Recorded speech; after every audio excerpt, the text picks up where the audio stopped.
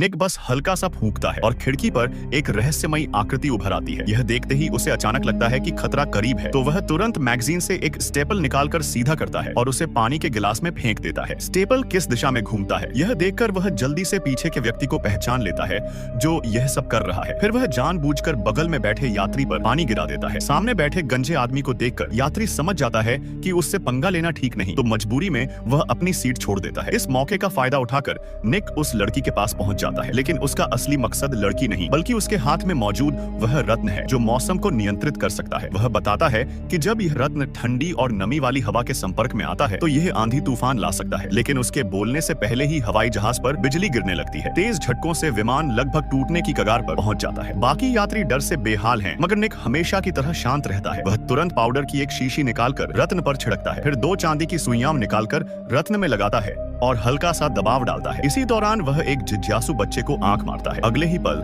शक्तिशाली ऊर्जा से भरा रत्न अलग हो जाता है और समस्या हल हो जाती है। बाहर का मौसम भी सामान्य हो जाता है। दरअसल यह आदमी 500 साल से जिंदा है। ऐसी छोटी घटनाएं उसके लिए आम है, लेकिन जब निक घर लौटता है तो देखता है कि उसका बटलर रहस्यमयी तरीके से मरा पड़ा है। वह तुरंत मोमबत्ती जलाता है और उसकी लौ को लाश की नाक के पास ले जाता है। अचानक बाती में एक अजीब सी लौ भड़क उठती है। निक तुरंत समझ जाता है कि बटलर अभी जिंदा है, लेकिन किसी ने उसे मौत का श्राप दे दिया है। वह तुरंत जांच शुरू करता है। जब उसकी उंगली बटलर की ठंडी और अकड़ी हुई गर्दन से गुजरती है तो अचानक त्वचा के नीचे एक कीड़ा जिंदा बाहर निकल आता है। वह उड़ने भी नहीं पाता और निक उसे एक हाथ से कुचल देता है। तभी बटलर के माथे पर गहरे लाल रंग का श्राप उभर आता है।